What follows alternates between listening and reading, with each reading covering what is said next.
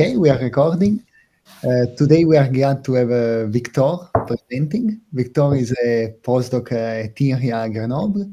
He recently defended his PhD thesis. Congratulations about that. Titled "Optimal Regrets in Markov Decision Process," and done under the supervision of Bruno Gojar and Panayotis Mertikopoulos at Université Grenoble. Today is presenting achieving tractable Minimax optimal regret in average reward MDPs, and I'm really looking forward to it. Thanks again for accepting our invitation, and the stage is yours. Thank you. Thank you, Rika. Yes, so welcome everyone. Thank you for coming.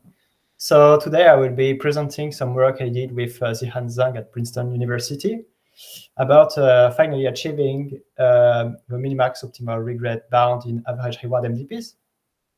So to make sure everyone is synchronized, I will start by basically presenting the terms in the title, that is average reward MDPs and what I mean by Minimax optimal regret. And yes, so let's get started. So I will start with average reward Markov decision processes. And an example I like of Markov decision processes in real life, in nature, say, are single-player video games. So because, well, these kind of games are already Markov decision processes in a built-in fashion, without any need for modelization. And sometimes they're even in average reward. So to understand why exactly there are Markov decision processes, we can unfold the gaming process. So when you play the game, you interact with some system, you observe the state of a game by watching the game screen, you take a decision by pushing a button on your controller, and this push button, together with the game's inner logic, generate a new state for you to observe and maybe may grant you some reward for playing the right action at the right time. So in here, you have first this choice of actions. This choice of actions that influence the dynamics of the system. And also influence some reward mechanism that you want to control. On the more technical side, we have what is called a memoryless property or a Markov property, hence the name Markov decision process. But essentially means that the next state of a system, together with the reward that you're going to obtain, is completely determined by the current state and the currently played action. It does not depend on what you've played in the past. What you've played in the past may have influenced the current state of a game, but it does not matter for what comes after. Also, for me, time is discrete, and system is discrete. Actually, I take even the system to be finite, so I consider a finite Markov decision processes in running in discrete time. So then you can forget that you are playing Pokemon, and you get this. So here I've multiplied the Markov decision process. So each black box is the same Markov decision process, but it's evolving over time. And you, as the learner, you're picking actions, right?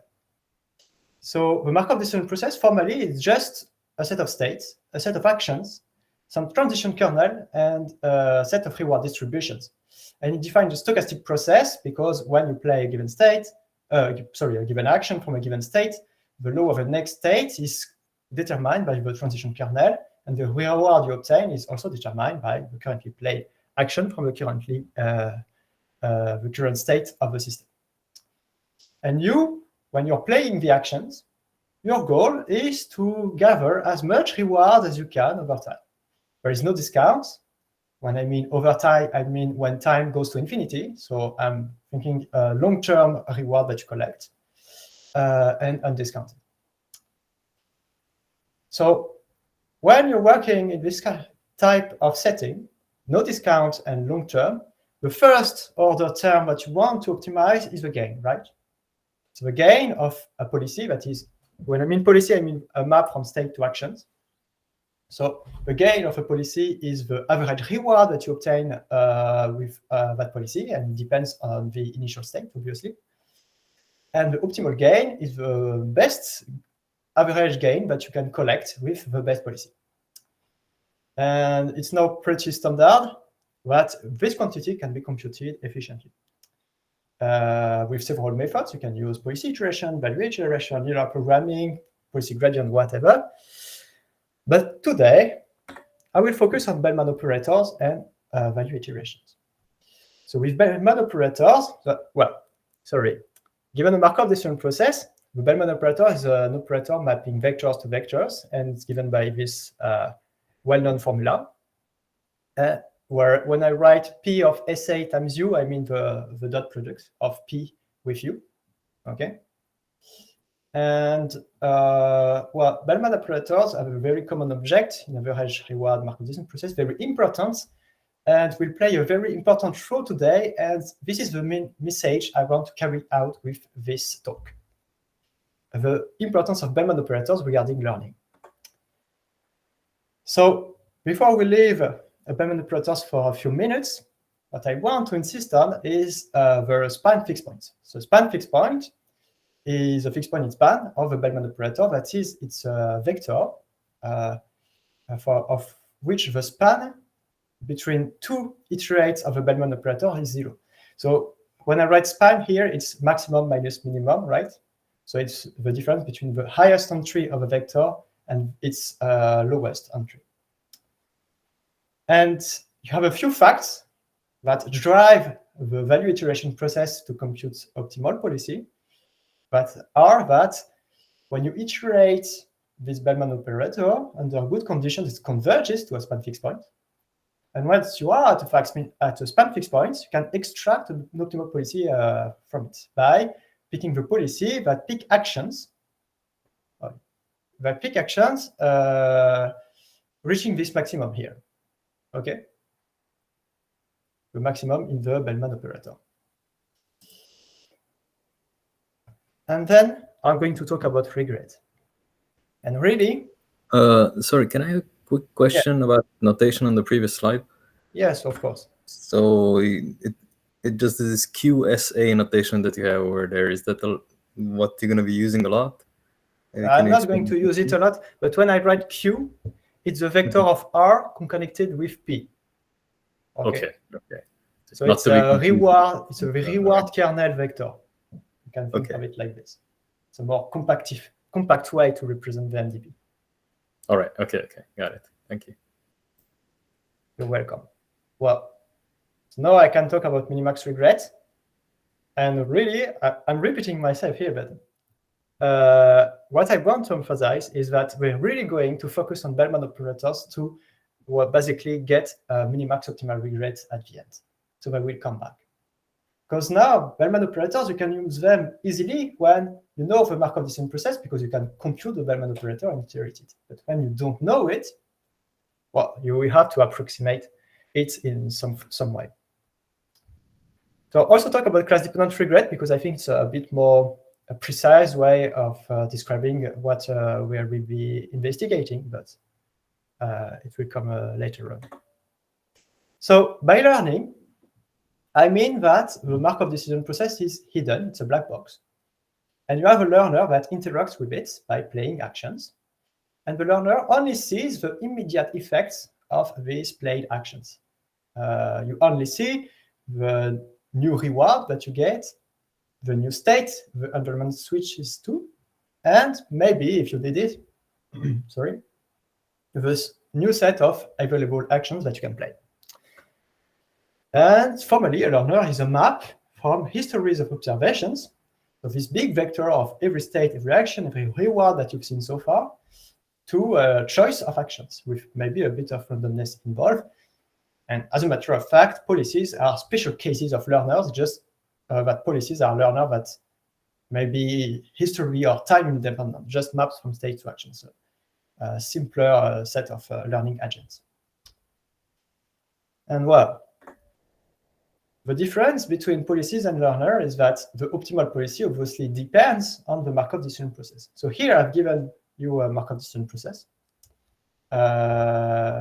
It's a deterministic one. When I draw an arrow, I mean that the transition is deterministic, and the dollars mean that represent the amount of reward that you collect.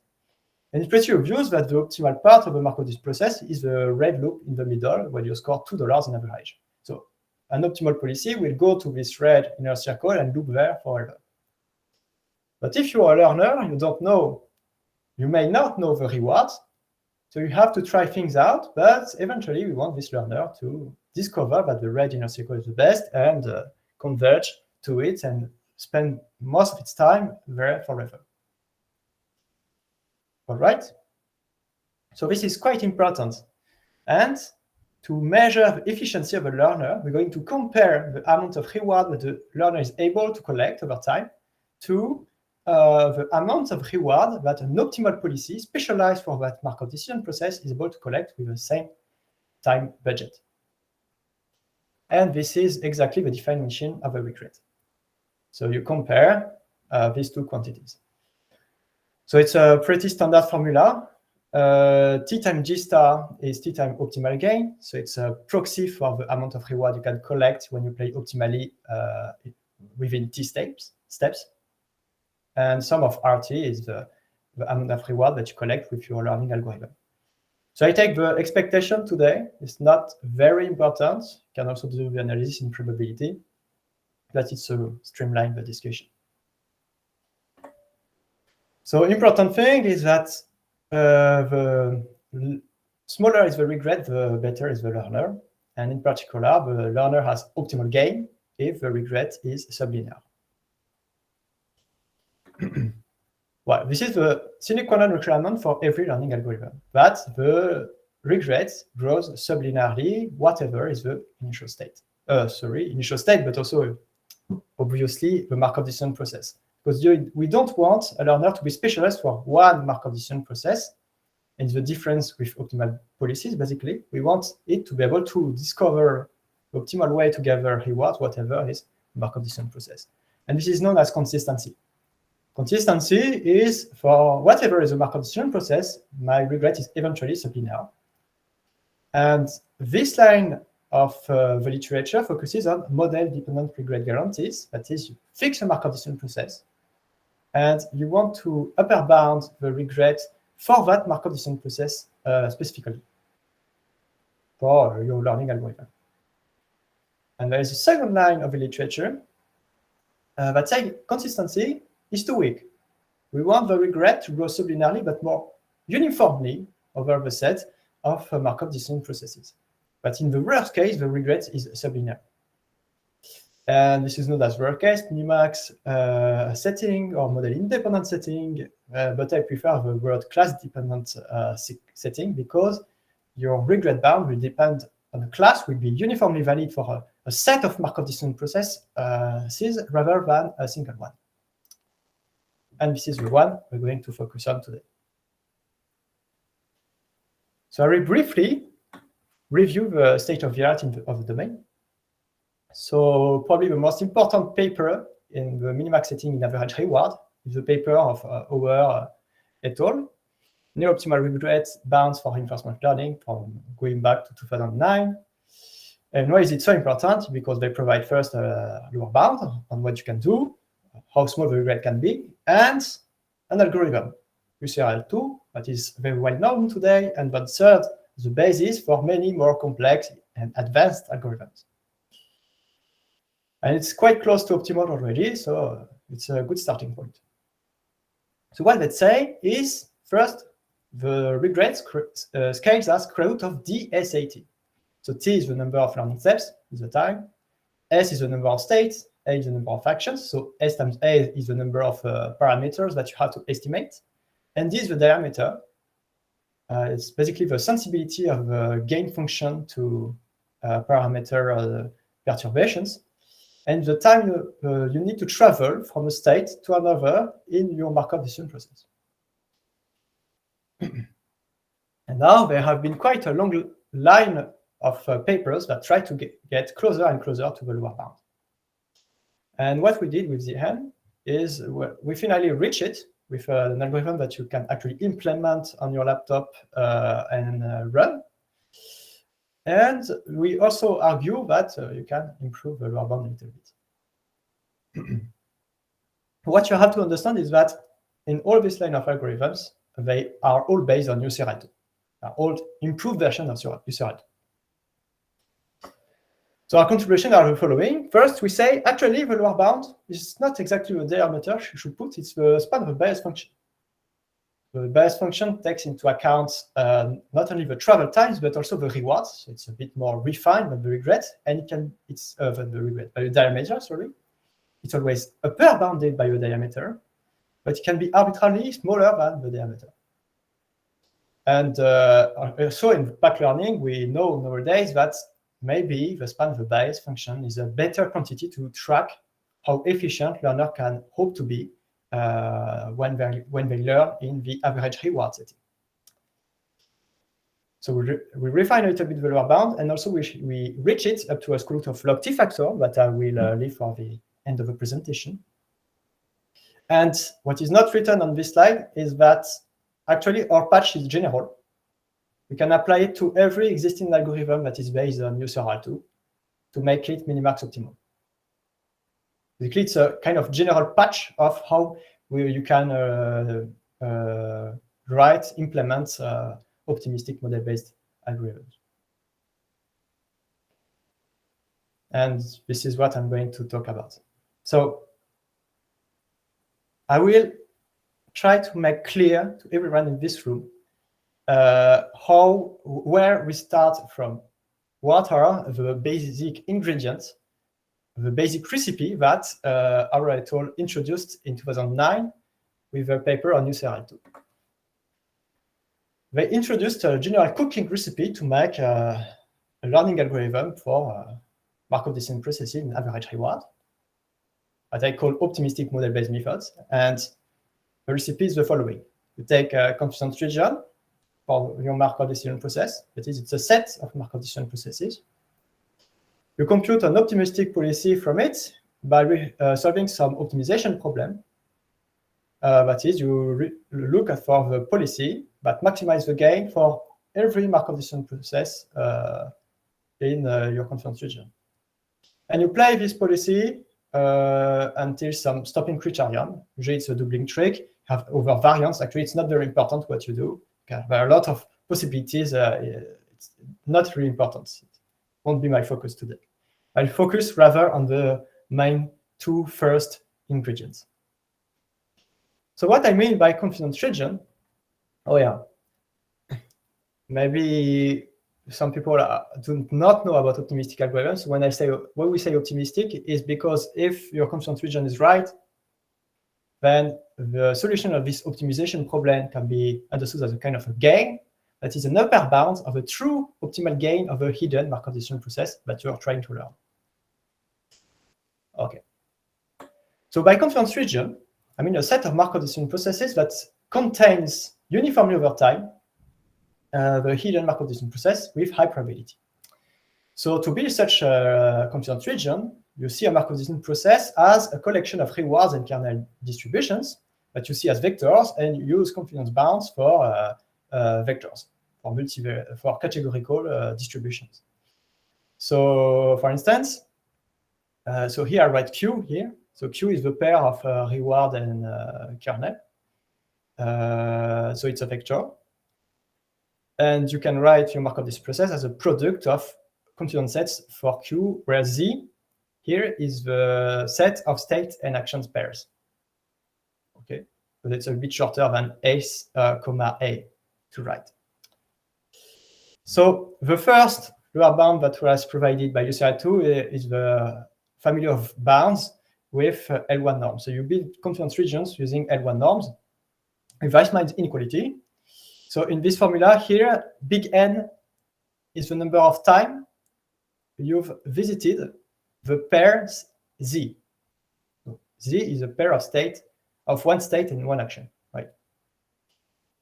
Q hat is the empirical estimate of the reward kernel pair that you have so far. So it's an empirical estimator of the real value of R and P for the pair Z. Okay, T is the time, C is some constant, and delta is your confidence parameter. Okay, so you can do L1 norm, you can do LP norm, you can use Bernstein inequalities, you can use empirical Bernstein inequalities, you can use empirical likelihood inequalities, you can do a lot of stuff. many ways to build confidence regions. And then once you have a confidence region, we want to solve this problem. This problem may seem hard to solve, but the major contribution of the paper of our tool maybe is that it's actually easy to solve. You use an algorithm called extended value iteration. And the idea of this algorithm is that you're going to see the confidence region as an extended Markov distance process, but one Markov distance process. You're going to extend the action space. So an extended action is a pair of one action and a choice of reward and kernel in your confidence region for that action specifically. So because you have extended actions, you have extended policies, and extended policies is a pair of a policy in the vanilla sense, a choice of actions from every state, but also a model for that policy, plausible model that modelize its kernel vector, its kernel matrix, and its reward vector. It's a pair of a policy and a Markov distance process, basically. So you obtain a Markov distance process with a compact action space. No more finite. So you have to be a bit careful, but with Markov distance processes with compact action spaces, but still you can write its Bellman operator, check that it's well behaved, because if you choose mild confidence regions, it's going to, when you iterate the Bellman operator of this fancy MDP, you're going to convert to a span fixed point that corresponds to some gain. That is the gain of your confidence region of MDPs with some base vector, so on and so forth. So it works. And you can extract a policy once you've reached your fixed point that you can play to learn efficiently. This is the slide that summarizes it all. This is the framework, the algorithmic scheme of optimistic model-based algorithm. So I like to call them EVI-based, EVI like extended value iteration, the algorithm that iterates this fancy Bellman operator, because basically it's a confidence region. You extract a policy using EVI and you play it until some criterion that is not really, really important. And the thing is, the best you can do with this for Minimax regret is S square root of DAT log T. You cannot do better with this formula. No way. Impossible. So first, it kind of works. It's almost optimal. But it's not optimal because there's this square root of S, your square root of S away from the lower bound, and there's this D, and I said you should replace D by the span of the bias function. So why is that? Why can't it be optimal? Why? Why first square root of S? The reason is the confidence region. When you say, I'm going to take a confidence region for my Markov distance process, you've lost. It's done. Because when you do that, you say, my confidence region for my MDP imposes that I have to build a confidence region for my transition kernel.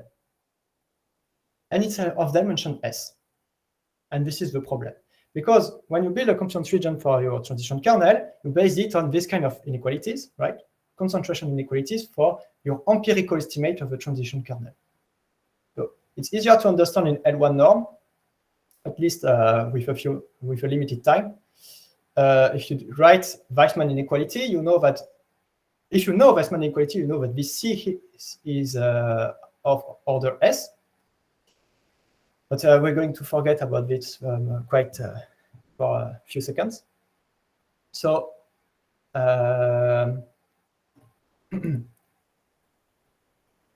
here, if I do a concentration inequalities in L1 norm, how good can C be? We know that you can choose C equal to S and it works. Can you do better? Well, so if you you can rewrite the L1 norm like this as a maximum. It's a maximum of a dot product of P hat minus P times U. And it's a maximum over 2 to the S quantities. Okay. And if you write this variable big U, you can show that the expectation of big U is of order square root of S times N, where N is the number of times you sampled the state action pair Z.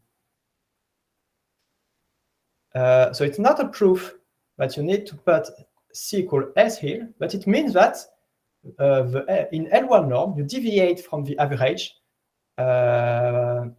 by about S, about square root of S if you take the L1 norm, and S if you square the L1 norm.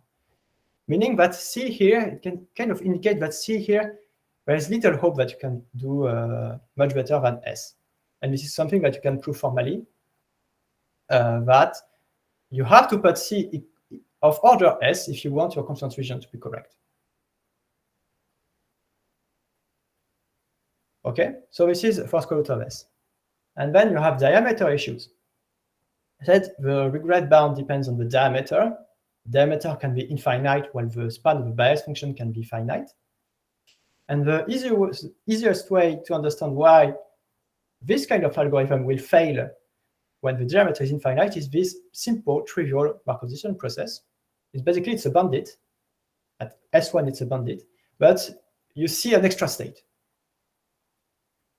The learner sees an extra state, but actually we know when you monitor the learner that S2 cannot be reached from S1, but the learner does not know that. And you can check, because it's optimistic, that it's going to do all of its best to reach S2. Because it never sees S2, so it's going to believe that there's a very good reward to be collected as S2. And it's going to sacrifice everything to try to reach S2, and in particular, it's going to play suboptimal actions linearly many times to try to reach that unreachable state. So they have linear regret when the diameter is infinite. Okay? So we really see here that we need new ingredients to improve this previously state-of-the-art paradigm. And the main idea is to use a constant region for a Bayes vector. So now it's a good time to at least give a complete definition of what is the Bayes vector. You can think of it informally for a bit of time, but at some point you have to give a proper definition. So Bayes vector, the optimal one at least, is the second order term in undiscounted infinite horizon reinforcement learning. The first term is the gain. The gain is the best average reward that you can obtain when you play the right policy in your Markov decision process. And the bias is the term afterwards, the best bias of policy of gain optimal policies. So the bias of a policy is what this policy scores in addition to its gain. The bias is what you score in addition to optimal gain. Basically, it's very closely related to the regret. All right. And the thing is, traditional Markov decision process theories say that this optimal bias vector is a natural fixed point of your Bellman operator. You know that when you iterate your Bellman operator, you generally converge to a span fixed point. And actually, under pretty mild conditions, usually you converge to its star. The span fixed point you converge to.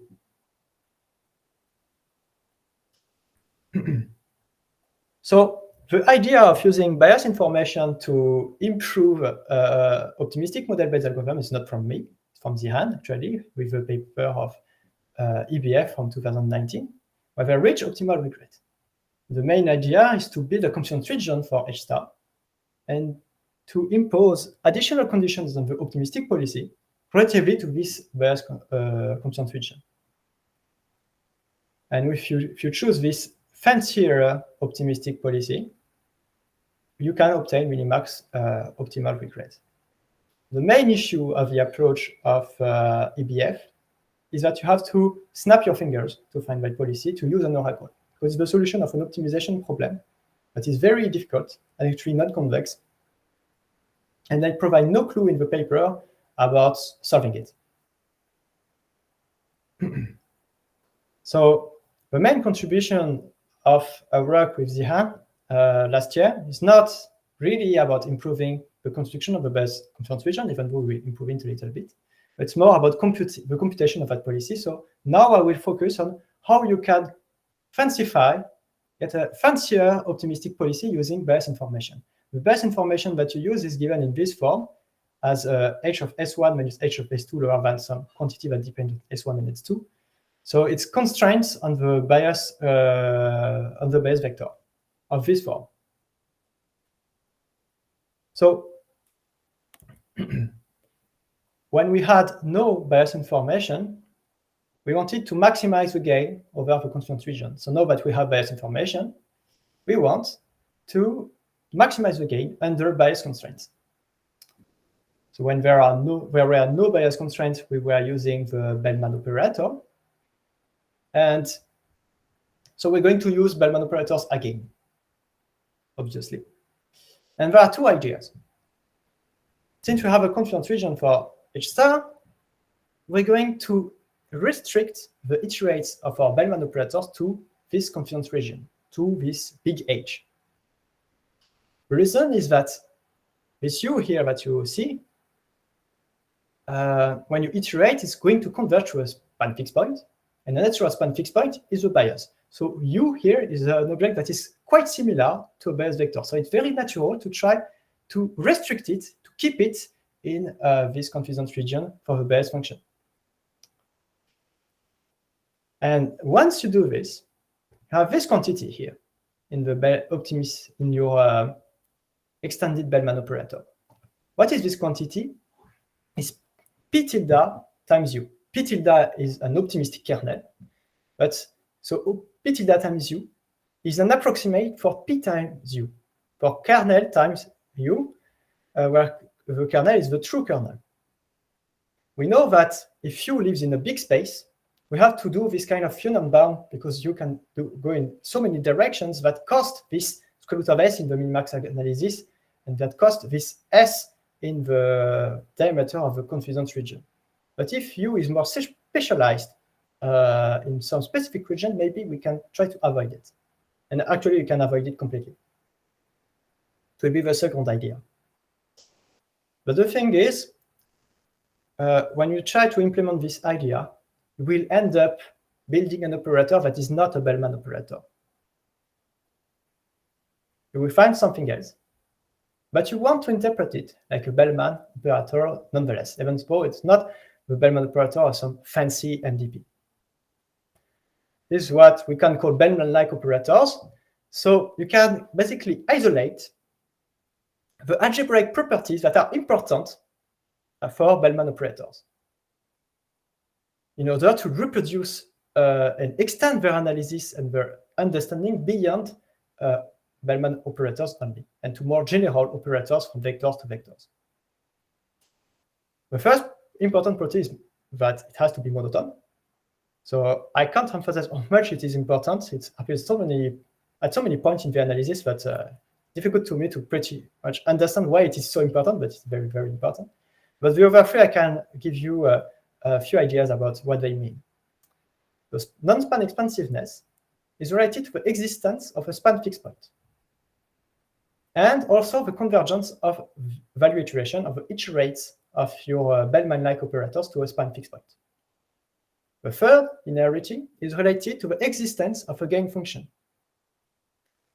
But once you reach a span fixed point, you can extract some object that you can interpret as some gain value. So when I write 1 here, it's the vector full of 1s.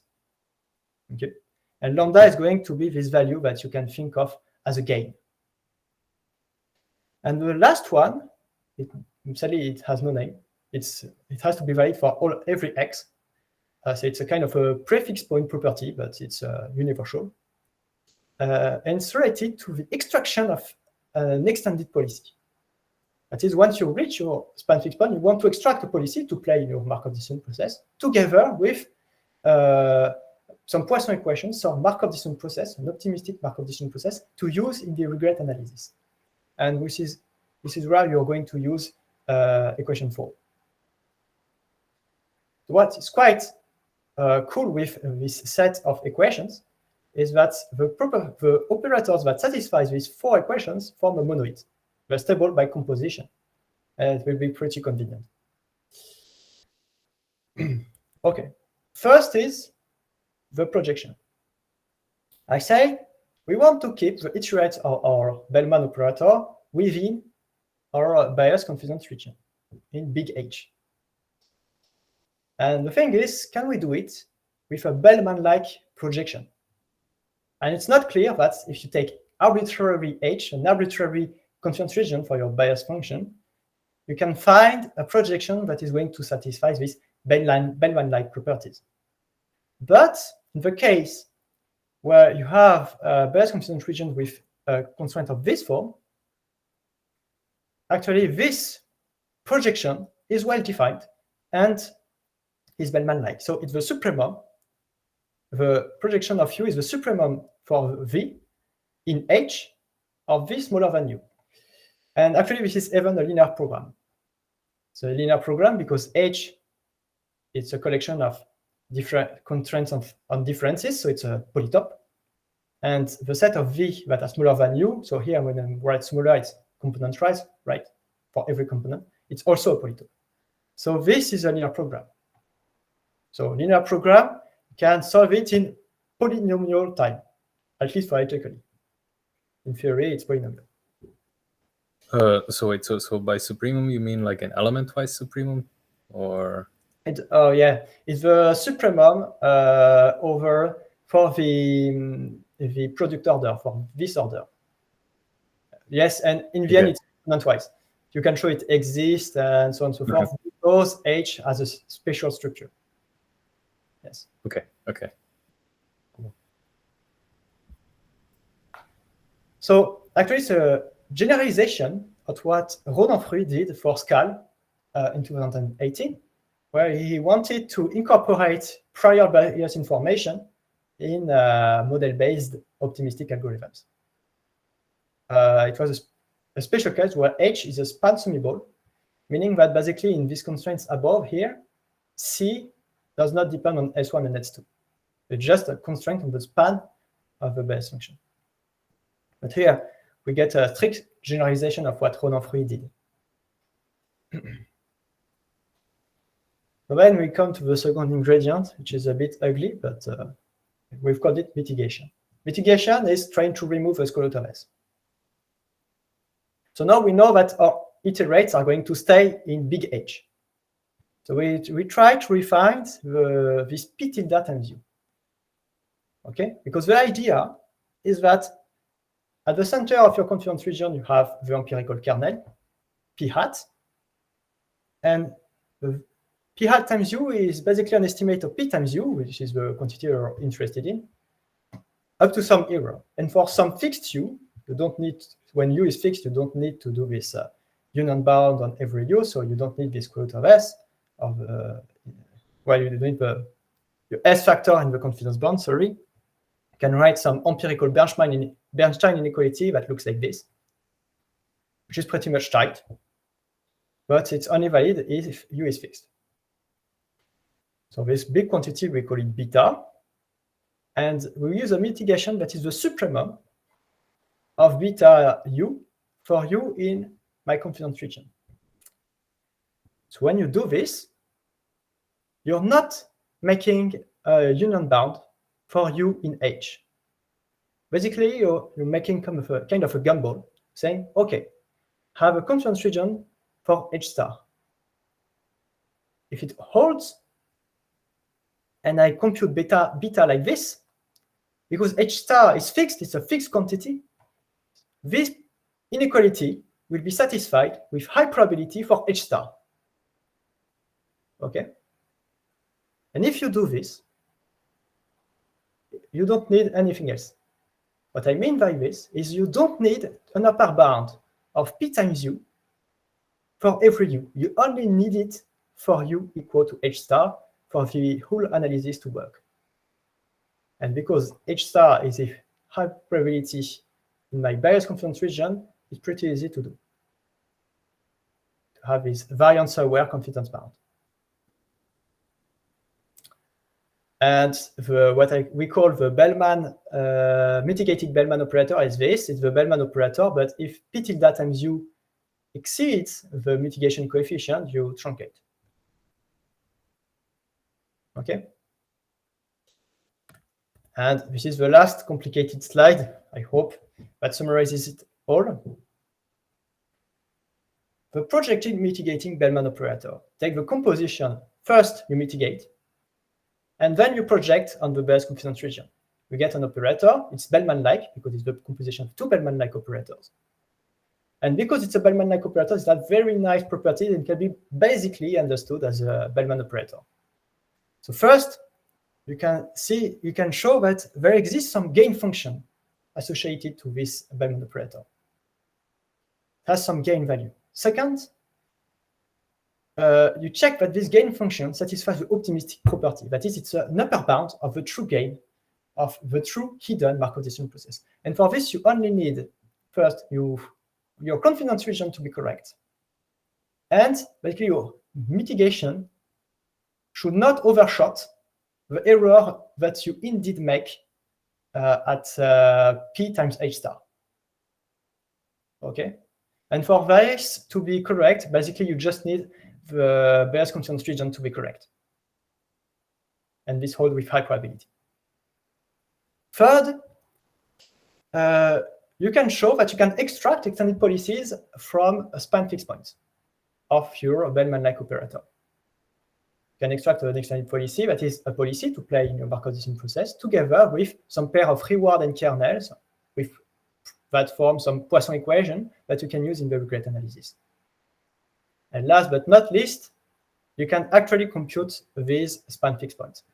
Why is that? Because when you iterate this projecting mitigating operator, you convert faster than with the initial extended Bellman operator. So L of calligraphic M here, it's hard to say. We know it's converging when you iterate it in span. And thanks to this, we know that the projected mitigating Bellman operator is converging faster in span semi-norm. So it's converging to a fixed point. And you can do your value iteration with it, extract your policy, play it. You get a version of EVI-based algorithm, but fancier. Instead of running the extended Bellman operators, you run this projected mitigating Bellman operator. It's an improved version of the initial extended Bellman operator. We get this theorem. We show that we take any confidence region for a Markov decision process, anything. Just has to hold with high probability.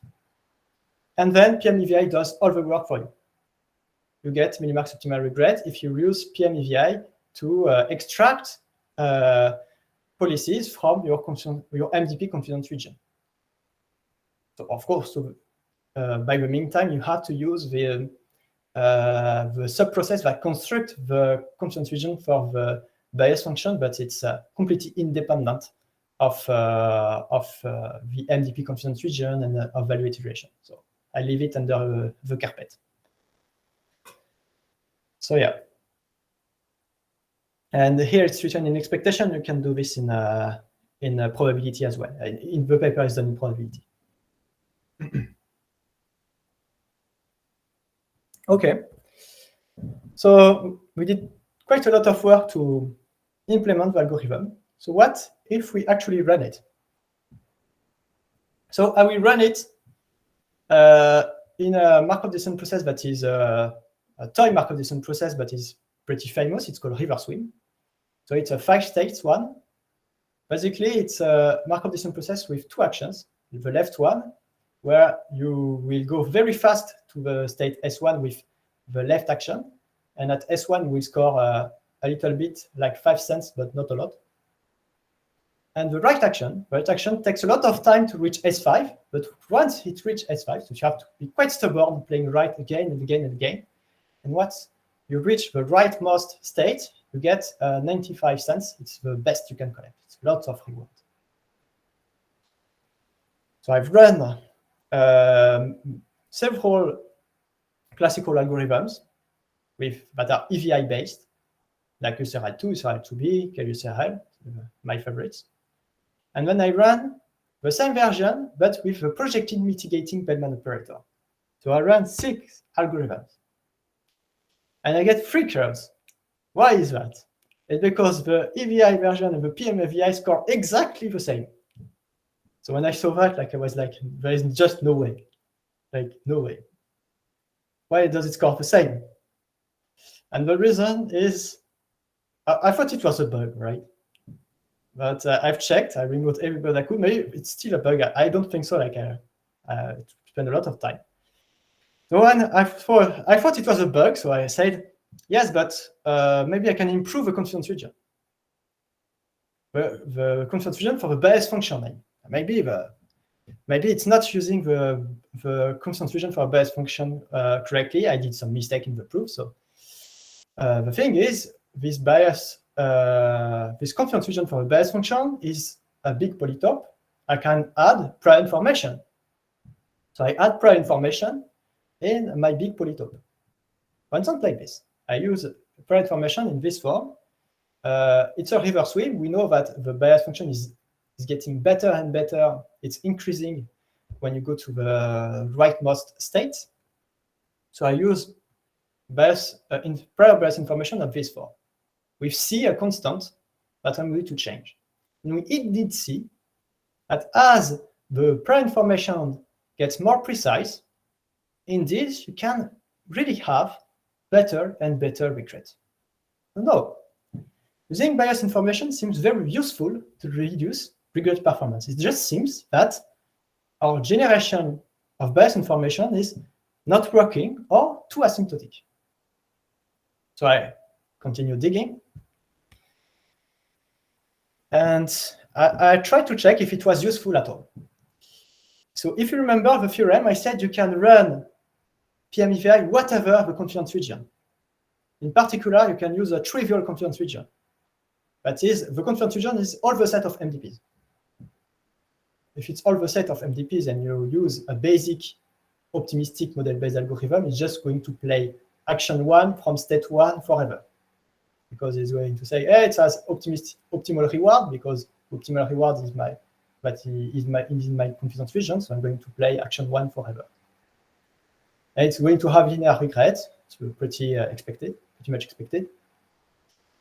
But according to our main theorem, PMEVI should have minimax optimal regret. And actually, when you run PMEVI with a trivial model confidence region for the MDP, yes, the regret is sublinear. And according to theory, it's minimax optimal. So at least it's working. So we can continue digging and check at least one last thing. What happens when the diameter is infinite? Is it able to learn MDPs with infinite diameter? And the answer is yes. So you take the example from earlier, the bandit with a dangling state that you cannot reach. So you run USERA2, it's expected that it's going to have linear regret. You can see it here. And if you run the projected mitigating version of it, it has sublinear regret. At some point, it's basically thinking that it's not worth it to try all your best to go to S1. No, you should eventually play the action that seems optimal at S2.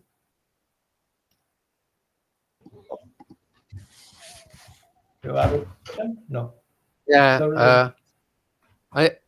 Yeah. Just a quick question.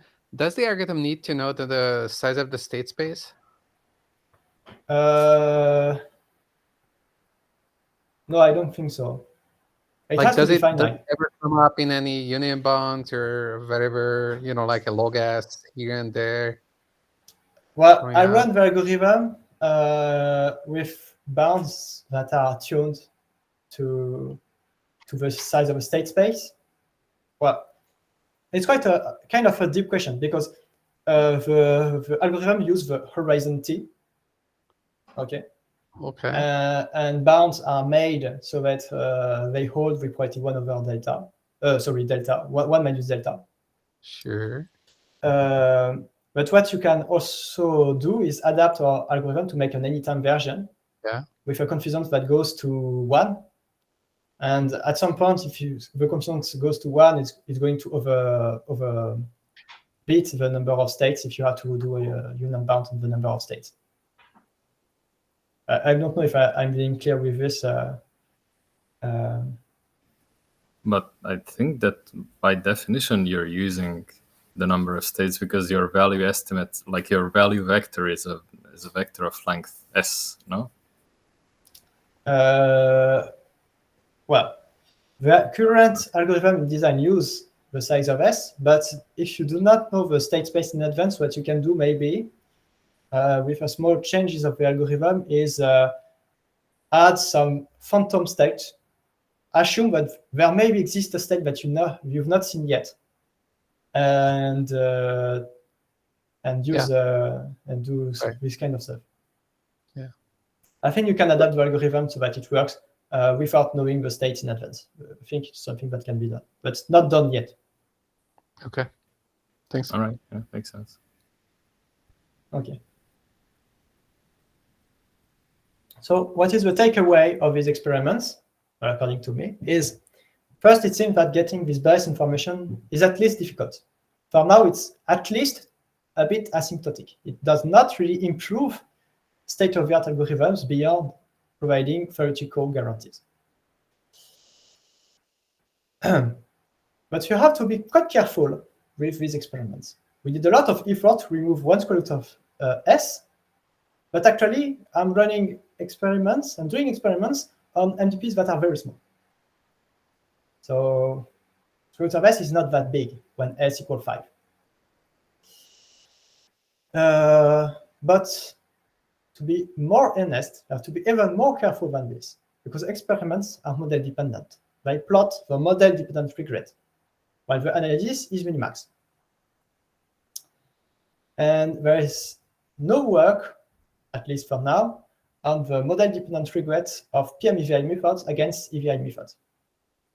And I think, this is a conjecture that I give here, that if you take a well-designed algorithm, well-designed, it's left for discussion if you're interested, but under some ergodic assumption, PM-EVI has no effect on the model-dependent regret. I think it's true. So that kind of means that this rework is kind of specific for the minimax setting. It's kind of an aliasing effect of your choice of modelization for the learning problem, that you're modelizing the learning problem with robust assumptions trying to meet a minimax lower bound. But you won't see if you observe your algorithms for a model-dependent viewpoints by running them on a single Markov decision process. And it's pretty hard to measure experimentally the minimax regret, unfortunately. So this is, for now, my takeaway from these experiments. So what now?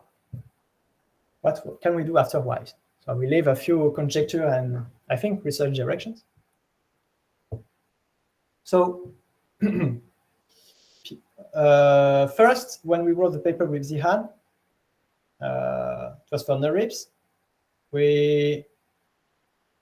there was that question of what assumption we make on the class of Markov decision processes. And we made a weakly communicating assumption, but we kind of agreed together that you should be able to remove it. And we believe that PM-EVI is minimax optimal for multi-chain MDPs. We did not do that in the paper because there was little time and also little number of pages, and the regret has never been discussed beyond the setting of weakly communicating Markov decision processes, simply because, well, the game depends on the initial states. And, well, I think it's important to take a few pages and a few results to understand what happens in that scenario. But I think one thing that is true is that for a learning algorithm, there is no big difference between weakly communicating Markov decision processes and multi-chain Markov decision processes for a learning algorithm in the regret minimization setting. Don't forget regret. If it's in pack settings, I don't think it's true. And second research direction is the square root of log t. I said I was going to talk about it. So you saw that in the state of the art, all algorithms have this square root of log t everywhere, but it's not in the lower bound. And you can ask whether it is a technical artifact or not. And actually, it's not. I have this conjecture. That is, it's because the algorithms are designed to work in high probability, because they start by building a constant region that holds with high probability. And I think the lower bound in high probability of the regret is this square root of span of bias function, SAT log t over delta. And delta is your confidence threshold. So why is that? Is because for bandits, Boolean bandits, you have quite nice introduction to high probability lower bounds in the books of Latimer and Chepivari, chapter 17, where they say you have the square root of log 1 over delta, and you want an algorithm with guarantees holding with YT 1 minus delta. This is why there is the log of 1 over delta. Why log t? Because of the law of iterative logarithms. Because when you're going to navigate on your Markov decision process, going to sample from kernel distributions, and you're going to deviate by the mean, expected mean. And these deviations are of order square root of t log t, almost surely, by the law of iterative algorithm. So that is why there is this t log t in here. Oh, we will have to check this bound. Maybe it's not true. I don't know. But it's a conjecture. And this means that all of the work done so far actually is not the lower bound of our at all. Square root of DSAT is a bit not really adequate, because it's a bound in expectation, and in design, these algorithms are done to work in high probability. So that's the question of what can we do if we do make algorithms specifically designed for the framework in expectation. We cannot do an approach with confidence regions that holds in high probability. We have to find new ideas. And it's not only that, it's also that the techniques that we use, for instance, to reach the minimax lower bound in high probability will fail, I think. Because you have square root of log t, square root of log t spawning because of Fritzmann inequalities. It's a bit more advanced, but we will have to find new tricks. Or maybe there is a square root of log t in the lower bound in expectation as well, but we will have to improve the lower bound. And yes, I think I'm done. So thank you for listening, and if you have questions, I will be happy to answer them. Thank you.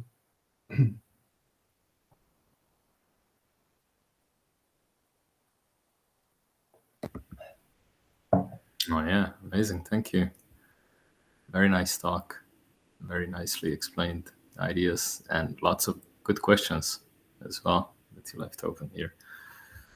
So I encourage everybody to post in the chat if they have questions, or just put up your hand in case you want to ask. So I guess I do have a lot of questions, mostly related to this mitigation technique, because that is the one that looks like the biggest technical contribution, and also the one that is the most difficult to understand. Yeah. At least for me in the first run. So if you can say like a few more words about like how this argument goes and how it is actually completed, because I'm not sure if yeah. So when I wanted to talk about it, I hesitated about how to attack this question, especially because, to be honest, my view on mitigation kind of changed since the publication of the paper. And would explain it a bit differently. So I did something that is quite fitted to what is written in the paper, actually. But I think the big idea of mitigation is that if you take two MDPs with the same state space, think about true MDP and your confidence region for the MDP. Okay, you need the same action space.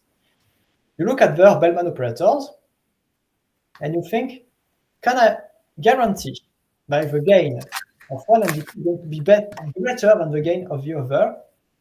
It's a property on Bellman operators. And the thing is, the previous idea was to say, if you have a confidence region for MDP, you need M to be in the confidence region. But it's not correct. Something that was pointed out by Ronan-Fruit in his PhD thesis. No. You should just say Bellman operator of M times H star smaller than Bellman operator of M prime times H star. H star of M. So you need basically the Bellman operator to dominate the other at one vector. And this is the idea behind mitigation is we're going to refine the Bellman operator quite aggressively. So it dominates the Bellman operator of the true MDP at a right chosen vector, and the right chosen vector is the optimal base vector. And we're going to spare one square root of S by doing this. Yes, it's the big idea. And we can do it like this, with computing the coefficient that is given by the quantity given by empirical Bernstein inequalities for every u, and maximizing for u in the set of plausible bias functions in your confidence region for the bias function. And by doing this, you're going to refine, basically over-specify your optimistic Bellman operator for H star. Yes. Right. Is that idea? Yeah, I guess I really need to digest this whole argument, because I guess like the difference, because in my mind, like a standard analysis would say that, okay, I have some estimate at the value function, and then I'm going to make sure that if I apply the Bellman operator to this a bunch of times, then every single application is going to dominate the true Bellman operator applied to the same initial value function. But you're saying that this is wrong because then this is going to result in a bunch of like random value functions that I actually don't care about. And what I really care about is like the true fixed point or something. It's more like I will answer to Gergely and then okay. So I would say I'll write it in the chat. So it will be easier to write maths because I don't have a slide for it. So I start with this. Okay. Yeah. And the thing is, H star is a span fixed point of L of M. So if you keep iterating L of M to the left, we're going to get L of M to the n of H star equal n times J star plus H star. You iterate it over and over. L of H star minus H star is the optimal gain. And we do the same to the right. And to the right, actually, basically, when you iterate L of M prime against H star, you iterate over and over and over, eventually converge to a span fixed point of M prime, of L of M prime, not of L of M, right? So basically, what you have is this.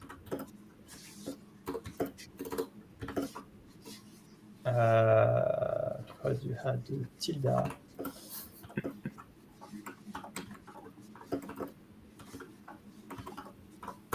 You have something a bit like this. And so you get that when you use monotonicity to compare the two equations, okay, and you get that G of M prime is greater than G of M. So this is, you can find the proof in the paper, actually. This is how we do it to show the optimistic property.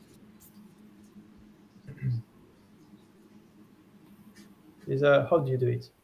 Okay, I think. And for this, you have to start with H star, and the big idea is that, yes, L, when you iterate L of M against H star, you have n times J star plus H star.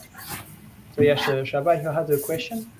Yeah, just for this argument, just quickly, do we know that H star of M prime is a small quantity?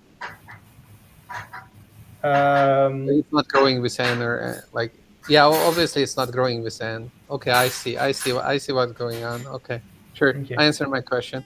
No problem. The previous question was, on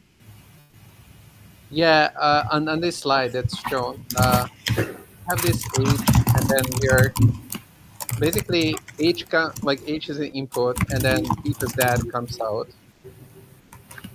Okay, is that right? I didn't understand. Like Antoine, I think it's your keyboard. Yeah, Oh, like sorry. Sorry. Sorry. If you can repeat your question, please. I didn't follow it. So on this slide, very Yes. high level, calligraphic H is the input, and beta Z comes out. Beta Z of T comes out. What do you mean beta Z of T comes out? Yeah, like we have a lot of text, but at the end of the day, what happens is that you're defining beta Z of T. Yes. As a function of H. Yes, of big H, right? Yes. Big H. And then, okay, 2 questions.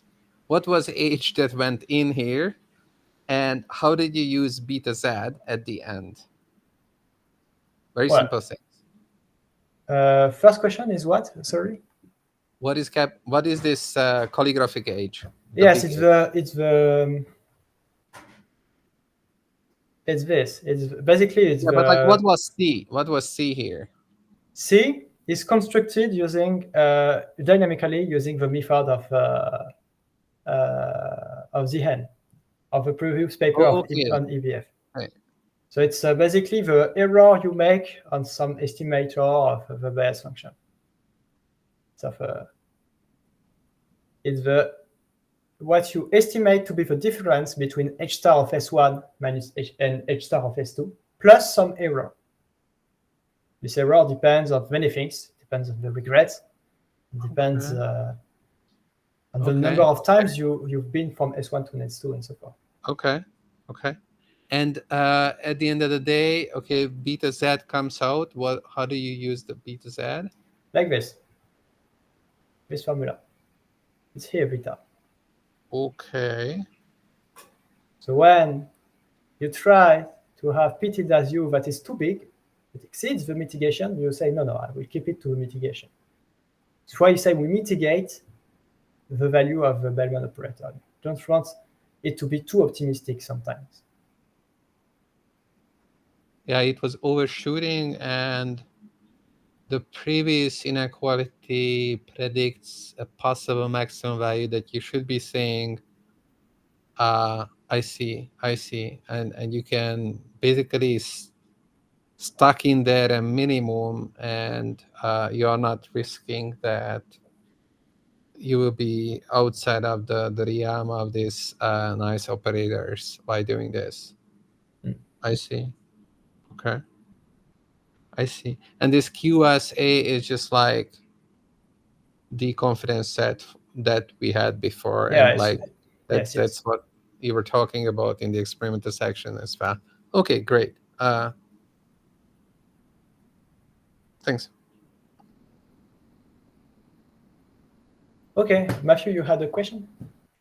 Yeah, thanks a lot for your talk. I guess, and I apologize for this question because it wasn't really like the focus of your talk, but related to this, like this bias function confidence region, I guess I'm curious, like so if you could tell me maybe like at a high level, sort of, if there are any guarantees about the quality of the bias function estimate. Yes.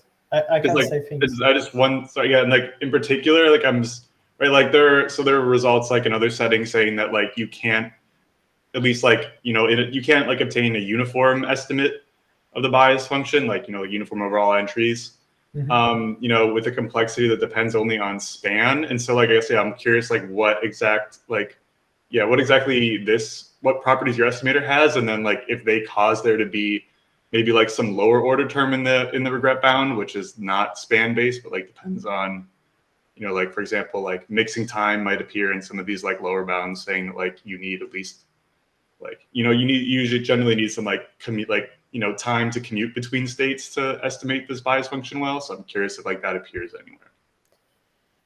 Well, first, I would say one thing is that I said the algorithm is completely priorless. It's true, but there is one little caveat. It's this. you need the time to be big in front of the bias function. So it's not exactly some prior assumption, but if you do not make it, the algorithm does not work. You have to have a time quite large in front of the span of the bias. Then I can write quickly in the chat how we obtain this estimator. The estimator is based on the optimated Bellman equations. You know, it's basically written like this.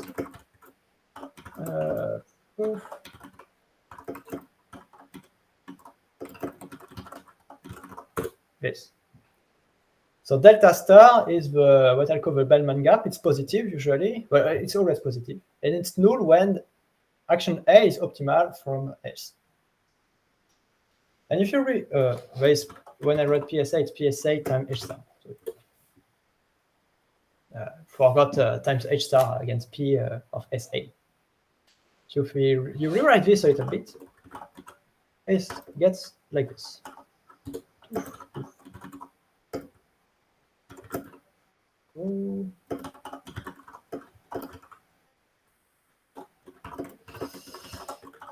Get this. And basically what you're going to say, okay, so it means that if I take a stopping time to S prime, and I stop at its stopping time, I will get an estimate of this.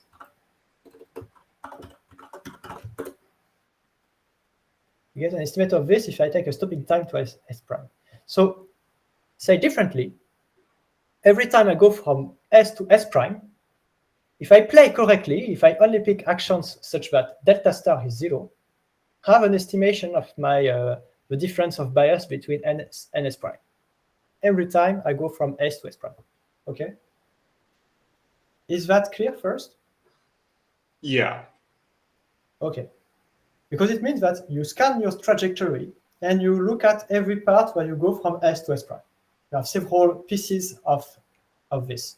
And every time, it's an estimation of the difference of bias between those two states that you can compute from the data that you accumulated. And you see that for this estimation to be correct, you need first the regret to be small, because you see that the error that you do is the sum of delta star. And sum of delta star, actually, it's basically the regrets up to some constant. So the error that you do in the bias estimation is the regret. It's pretty much expected, because if you play optimal, you take optimal paths in your Markov decision process, your regret is small. It means because you're playing optimally, so you play according to this optimal span, bias span function. If you play suboptimally, there is no way of estimating the bias, because it's the second order term of policy that pick optimal actions. It's okay. So philosophically, it's pretty much expected. So you need to, in order to have a good estimation of the difference of bias between S and S prime, you need small regrets and many commutes between S and S prime. I think the number of commutes will, in an identification setting, will be determined by the diameter. In the regret analysis, you do not care about the diameter, because as the number of commutes increase, like, how to say it? If the number of commutes is small, the bias estimation is wrong, but it has little contribution in the regret. If the number of commutes is high, the bias estimation is correct, so you're good. So the diameter kind of disappears from the regret analysis. It does not appear when you do the regret analysis because of this kind of trade-off. But it will appear, I think, if you do some identification stuff. Yeah, in short, like the states that are frequently visited are going to have a quality bias estimate, but not necessarily like a uniformly good bias estimate. No, it's not uniformly good. Yes. Thanks. Right.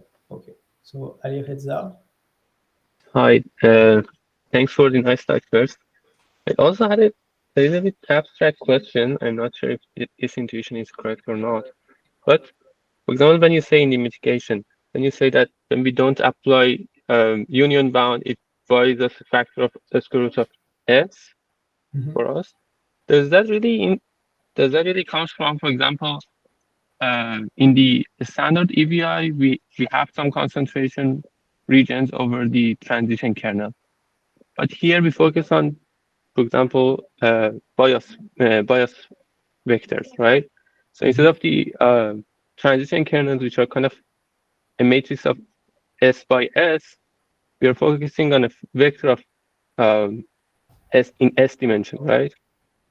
Is that related to this, for example, a smaller concentration band, or doesn't come from this? I think you're at least partially correct from what I can understand, if I understand you correctly. Well, when you want to build a constant region for P, for the transition kernel, if I'm a bit rough, vector is the same as a covector. So a constant region for P is basically the same as a constant region for P times U for all U, where U, so I say a vector as in covector is the same thing. If you want a constant region for all U, where U is a vector, you have to control the deviation for all U in the sphere of dimension S minus 1. So you do to cover the sphere, basically, in order to construct your concentration bound. It's going to cost you this S factor at the end. But if you only want to bound P times U for a single U, you don't need to cover the sphere at all. You're just looking at one direction. And we know that it's kind of known, but we have no dependency on the dimension. When you want to estimate P times U, at P times U versus P times U, when P is a categorical distribution, if say smaller than 1. There is no dependency on the you can work out concentration bounds without any dependency on the dimension when you want to control P times U. Yeah, I think I got it. Yeah, I mean that comes from this product of P times U. Yes. That makes this okay. But you want only for a single U, yes. Thanks. Yes. I guess I was wondering about so like in terms of this conjecture about the multi-chain setting, I guess like, are you making any other assumptions about when you say multi-chain? Like, I guess, right, like sublinear regret is like trivially impossible in this setting, I thought. So I guess I'm wondering if you're also assuming something else. It's just that you have to define the regret the good way. You should define the regret like this, right? Say regret is expectation of T times G star of S0 minus R1 plus RT. Define like this. But obviously, it's impossible to have a sublinear regret because at some point your algorithm must try every action. So if the optimal gain, you should stick to the component of F0 and you should not leave it, but your learning algorithm has no choice but to leave it at some point because it has to try actions. So regret is linear. No, you should define the regret like this. Sum T of RT of G star T minus RT. It's really not really fair to punish a learner because it's tried a new action and it could not know that it was going to escape this optimal component. So you have to compare what it is doing against the gain that it can actually hope to reach from that current state. And if you do this, I think you get a better notion of regret. And if you take this, basically, you recover that this is basically this sum up to a big O of 1 quantity, basically a big O of S or big O of T times S. I'm not sure. But yes, the sum of Bellman gaps. This is how I will define the regret, I think. Okay, thank you.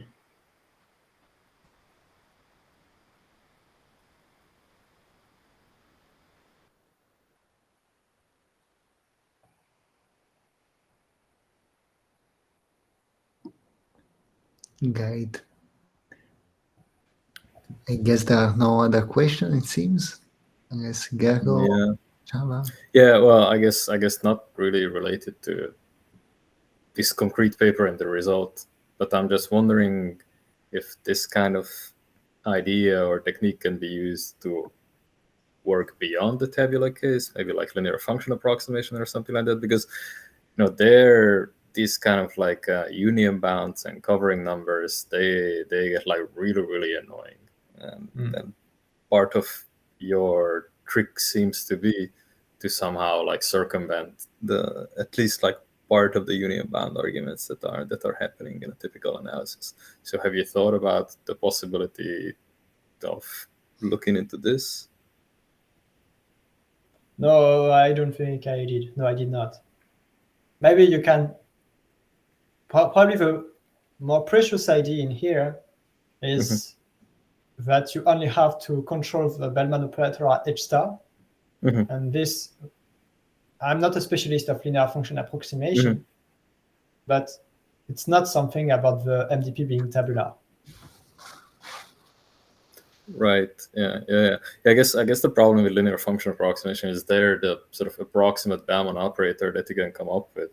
That is typically like a very weird operator. So there's like the transition function estimator that you work with. It's typically not a stochastic matrix, so it's not a valid transition function in the first place, and it's not really clear to me like how that problem can be reconciled with your approach that is really based on or seems to be based on reasoning about the Bellman operator and its optimistic versions.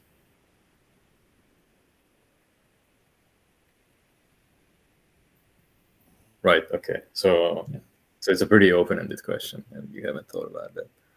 It's cool. I guess that leaves more directions for the others to explore. Maybe Csaba, you have some thoughts? Just some last-minute question about the complexity of running extended value iteration. What's the main idea there in the proof? Are you referring to the paper? Yeah. Yes. So in the paper, we've shown that basically you can make it so that the average one-step complexity of the algorithm is polynomial. And to do this, you estimate the, well, you have log t episode. So log t times you're going to run extended value iteration, and you want to estimate how fast it's going to converge. Yeah. And the thing is, yes. Yeah. Like, since you're not running it up to convergence, I guess there's some residual error. I don't know whether you're dealing with that or you just... You're only running it up to epsilon convergent with epsilon equal to 1 over square root of t or something. Yeah. And actually, the operator is contracting with contracting coefficient of order 1 over square root of t because, well, actually square root of log t over t.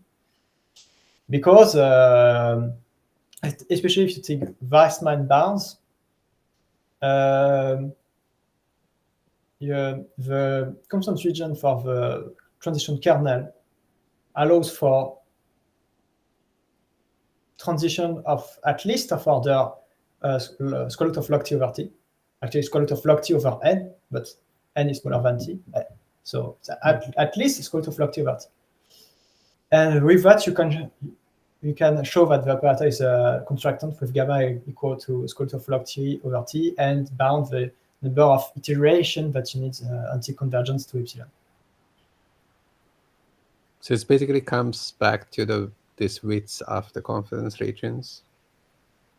It comes back to how positive the confidence region allows transitions to be for every state. You know that, for instance, if you take L1 confidence regions, right? For the zeros, you mean, like instead of 0, how big a value you can get? Yeah, how big you can be instead of 0. Yes, exactly. Yeah. Okay. Okay. Cool. I think that's a very nice thing like we didn't know before, right? Did we? That extended value iteration is a fast converging process. Well, I don't think we had any comment about this in any work. That's why we've added it. Yeah. In our book, we said that we don't know. So I wasn't sure. Like I didn't know for sure. Well, like in my PhD defense, there were like Ronald Ortner. Apparently, he made no comment about it being already now. Actually, said the same thing as you did. Like, if I'm correct, that it was not now. And here is the for Israel too. So yes, Okay. probably it was not known, at least not by Ronald Ortner. It's very nice. Okay.